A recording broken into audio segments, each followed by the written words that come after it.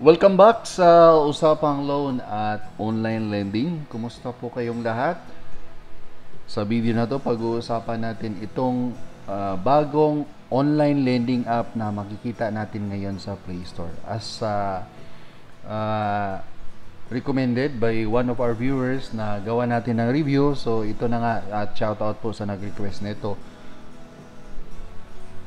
Shout out sa lahat ng mga viewers ko. Maraming salamat po sa inyong walang sawang suporta dito po sa Usapang Loan at Online Lending.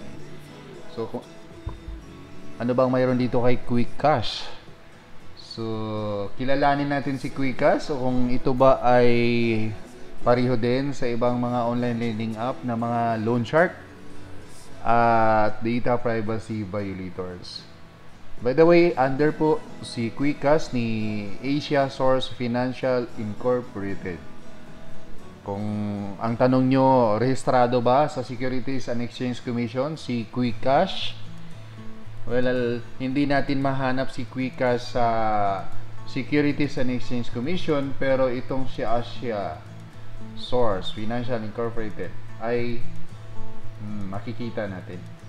So as per required ng Securities and Exchange Commission, dapat ang kanilang registration number at iba pang mga impormasyon ay makikita sa description ng kanilang app, which is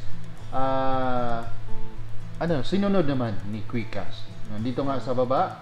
So business name, Asia Source Financial Incorporated, then ang kanila pong registration sa SEC at yung Certificate of Authority. To confirm, tingnan natin sa listahan ng financial institution na rehistrado ng Securities and Exchange Commission. Nandyan po sa letter A, Asia Source Financial Incorporated, at medyo matagal na po silang na-grant yung kanilang registration noong August 8, 2014. Oo.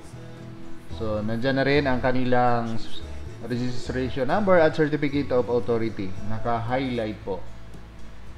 Pero gaya ng palagi kong sinasabi, hindi ibig sabihin na rehistrado sa Securities and Exchange Commission ay masasabi nating legit na po ang isang online lending app. Si Quick Cash ay hindi totally bago sa Play Store dahil sa kasalukuyan nakakuha po sila ng more than 10,000 total number of downloads. Pero baka tataas ang kilay ninyo kung makikita nyo po ang kanilang ratings at reviews. Dito po nakakuha po sila ng 4.6. Medyo mataas, di ba? Mataas. Pero kung i-go through ninyo po ang mga feedbacks mula po sa kanilang mga applicants at clients, ay magdadalawang isip po kayo. Pero hindi na natin babasahin isa't isa. Kayo na po ang bahalang magbasa sa mga comment mula po sa mga applicants at clients nila. Ang dahilan kung bakit mataas ang ratings dahil hindi ako sigurado, pero karamihan based po doon sa nabasa ko ay applicants pa lang. So they will change the ratings kapag na-approve sila. Ito yung mga kadalasan ginagawa ng mga ulang ngayon para tumaas ang ratings nila sa Play Store. Ay ni-required nila na mag-rate ng 5-star bago po asikasuhin yung loan application nila. Pero dadaan pa yun sa evaluation at ibang proseso. So malaki pa rin ang possibility na ma-decline or ma-disapprove yung application nila. So hindi ibig sabihin na nagbigay sila ng mataas na ratings ay approve na sila. So yung iba tinatamad na pagkatapos ma-decline o ma-disapprove, hindi na babalik at baguhin yung ratings nila. So kayo na po ang bahala magbasa dito. So punta naman tayo sa, 'di ba, sa factor number 1, SEC registered. Pasado si Quick Cash. Kumusta naman po ang factor number 2? Yung pagiging loan shark at pagiging data privacy violator sa factor number 3. So sa factor number 2, si Quick Cash, napag-alaman natin na isa din po siyang loan shark. Ano ba ang loan shark? malaki ang processing fee, mataas ang interest, at napaka-short lang po ang term. So, based po sa binigay na informasyon sa atin, 7 days pa rin po ang term na pinapairal ni Quickcash. So, hindi mo pa na-enjoy yung hiniram nyo pong pera, bukod pa sa hindi full na amount ang matatanggap mo, bago pa dumating yung 7 days, 5 days pa lang or 4 days pa lang, may tatawag na sa inyo, nangungulit, nagpapaluap na kailangan nyo pong bayaran ang inyong utang pagka 7 days. So, kung kayo ang nasa kalagayan ng ganyan, alam ko hindi kayo matutuwa. 'Di ba? Lalo na kapag marami ka ring iniisip or kagigising mo lang, tapos kasi yung mga ganyan, wala po yung wala po yung wishes minsan yung mga collectors nila, wala sa hulog. Hindi iniisip na sa ganitong oras tulog yung tao or ganitong oras ang tao ay nasa trabaho. Nako.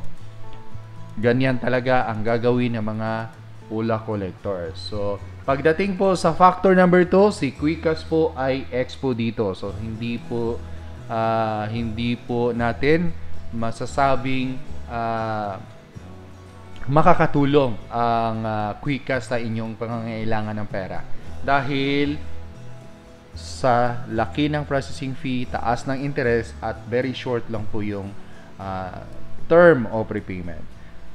Kumusta naman po yung factor number 3, yung pagtago ng data privacy? Si Quickcash po ay isa din sa mga gumagamit ng third-party collectors, at alam na po ng karamihan na kapag ang isang online lending app gumagamit ng third-party collectors, nako, ano po yan? Red flag po yan. Red flag. Dahil yung mga collectors na yan ay hindi po talaga hindi nila iniisip kung or sino ka. Wala silang pakialam kung sino ka. As long as mayroon kang utang sa kanila, wala, gagawin nila ang lahat, mapasama man or mabuti. Sigurado talaga na very consistent sa pagsingil sa iyo. Kahit na ikaw ay wala, parang parang na compress ka na. Naiipit ka na masyado. So, ang gagawin ng mga ula collectors, hindi lang po ikaw ang haharasin nila, pati yung mga taong nasa paligid mo. Ipapahiya ka nila. Yung personal information mo na sabi nila ay hindi nila i-violate, nako, ikakalat po nila yan. Sa part ng ula, pwede nilang gawin yan. Pero, itong mga collectors kasi, wala silang pakialam dyan sa data privacy. Yes, wala po silang pakialam sa data privacy yung mga collectors. Kaya, yung personal information mo na binigay sa ula, ipagkakalat nila yun. Para lang puwersahin kang magbayad. Sa pamamaraan ng pag-post sa iyo sa social media,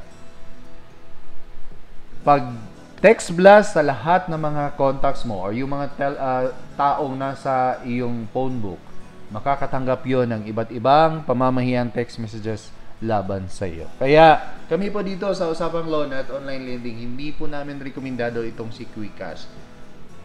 Pag hindi po namin rekomendado, nako, mag-isip-isip na po kayo dahil hindi po talaga maganda ang kakahinatnan kung sakaling papasok kayo sa agreement nila with Quickcash. Kaya kung ako sa inyo, kung ayaw nyo pong mapahamak ang sarili ninyo at yung mga mahal nyo sa mga buhay at hindi nyo gusto magkasakit kayo, huwag po kayong tumuloy o huwag kayong mag-attempt na utangan itong Quickcash na to. So, sana po ay mayroon kayong natutunan. Again, hindi po namin rekomendado si Quickcash na inyong uutangan. By the way, shoutout po sa lahat ng aking mga viewers. Sa mga hindi pa nag-subscribe, please subscribe Usapang Loan at Online Lending. Marami kayong matutunan dito. Hindi lang po online lending app, basta usaping loan at iba pa, matutunan po ninyo dito. So abangan nyo po ang mga updates namin.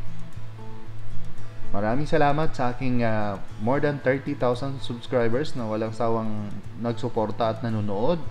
At higit sa lahat ng aking mga members. Maraming salamat po sa inyong pagbigay ng inyong pera para maging member po dito sa Usapang Loan at Online Lending.